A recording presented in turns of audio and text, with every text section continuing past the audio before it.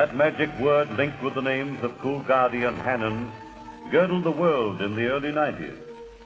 Adventurous men streamed to the fabulously rich fields of Western Australia.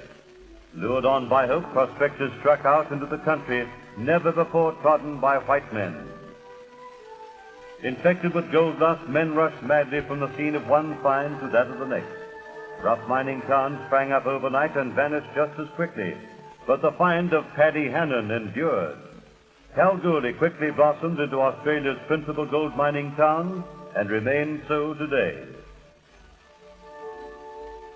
Few of the younger generation who pause to read the inscription and slake their thirst on the memorial water bag appreciate the importance of water to the town and industry. But to those old enough to remember the privations and tragedies of the waterless days of the 90s, the reservoir on Mount Charlotte, terminal of the 370-mile pipeline from Mundaring, is filled with something as precious as gold. Located in the semi-arid interior, Kalgoorlie depends upon the water scheme as much as upon gold for its very existence. Water brought stability and deep mining. Kalgoorlie developed into a town of wide streets lined with fine public buildings and well-stocked shops. The livelihood of the 25,000 people of the district depends directly and indirectly upon the price the world is prepared to pay for gold. Through the doorway of the Kalgoorlie School of Mines have passed many famous mining men. The school is among the foremost educational institutions of its class in Australia, and its activities are closely coordinated with all bodies interested in mining. Many of the problems that have confronted the industry have been solved by the school's research officers. Research is not its only function. Mining, like all modern industry, demands a constant flow of highly skilled technicians and operatives. The school meets that demand. Students supplement a sound theoretical training with practical instruction on the mine. Wherever large-scale mining is carried on, graduates of the Kalgoorlie School of Mines will be found.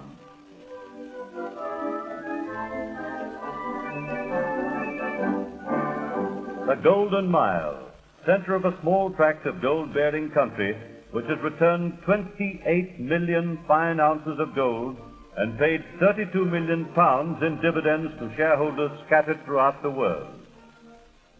9 of the largest gold-producing companies in Australia are located on the mile. Mines are going deeper and deeper in search of the precious metal, which runs in a finely divided state along thin veins thousands of feet below the surface. The deepest shaft is over 4,000 feet, and underground the whole area is honeycombed with drives. Equipment spins ceaselessly, transmitting power and air to treatment units on the surface and men and machines underground.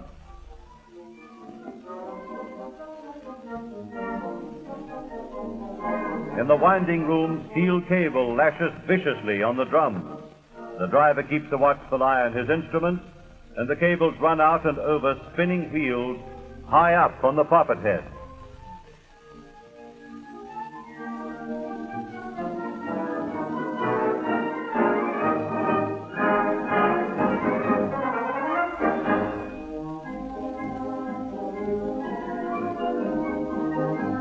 Some miners sit quietly talking and smoking while they wait their call, but others forcibly express their views.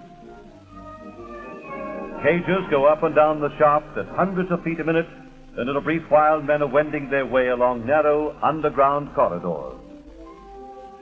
The day's work begins. Along massive rock formations, machine miners follow the gold-bearing ore, often without a glimpse of the golden color. The noisy rattle of the rock drill drums on the ears as the bit bites deep into the hard rock.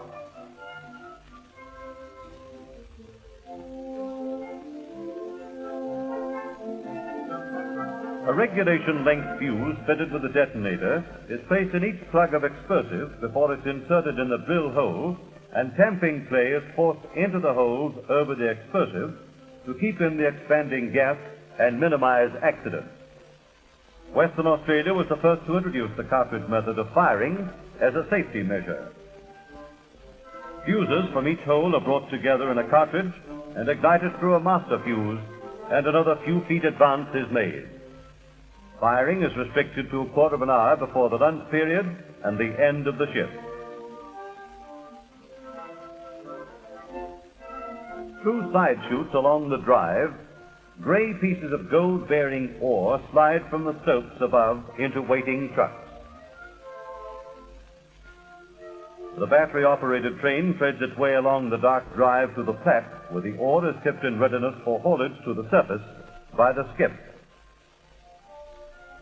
Swishing up the shaft at the speed of a couple of 1,000 feet a minute, the skip comes to rest a few feet from the top of the poppet head and tips the ore into a storage bin. On the mile, deep and open-cut mining go hand in hand.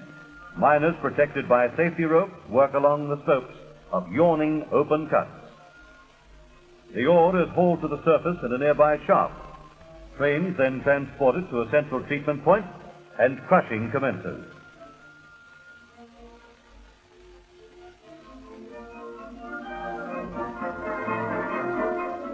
Several stages of dry crushing follow. The finer material is screened out, and the coarser material returned for further crushing. Crushing and screening is repeated until a uniform product of less than 3/8 of an inch is obtained.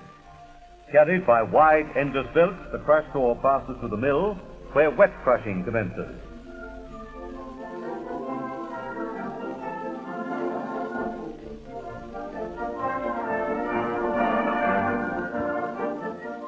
Grinding is carried out in ball and tube mills until the ore is ground to a fine powder. During the process, the pulp flows over corduroy strakes, which collect the coarser particles of gold.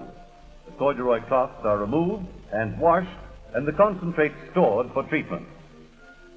Ore larger than 1/200th of an inch is separated by the classifiers and returned to the mills for further grinding.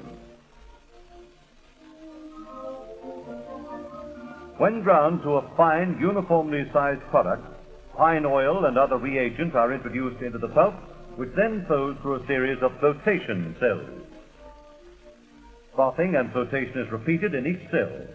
Air is drawn into the flotation reagents to form a heavy froth. Froth rises through the pulp and collects the sulfide minerals which contain the gold. The froth, with the gold adhering, overflows the cells and is pumped away to a storage tank. Tailings dams cover acres of land and appear on the landscape as miniature flat-topped mountains, the sides of which show the shovel marks of their builders. Worthless when built in bygone years, many of the dams are now being retreated because of the increased price of gold. Water guns wash down the dams, and the pulp flows along launders to the treatment plant.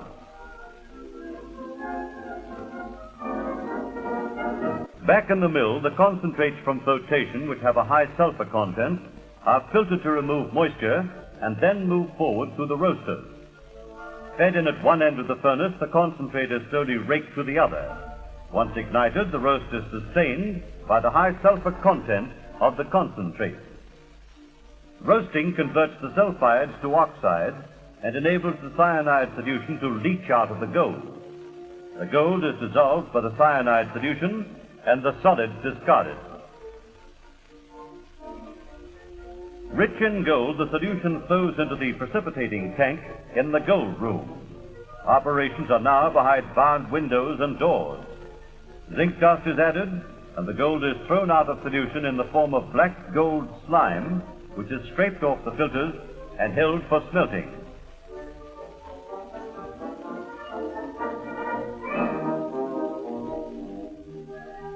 The black gold slime is mixed with fluxes and smelted in about 100-pound charges. Furnaces are turned first to discharge the molten slag and then the bullion. Each 100-pound charge produces about 600 ounces of bullion. This concludes treatment on the Golden Mile, and further refining takes place at the Royal Mint in Perth. The bullion is again smelted, and the chlorides, principally silver and copper, are drawn off. Assays are taken continuously to check the purity, and when finally poured, it is 99.60% fine gold. Each year, Western Australia produces 3/4 of Australia's gold, and more than half of that comes from the big producers of the Golden Mile.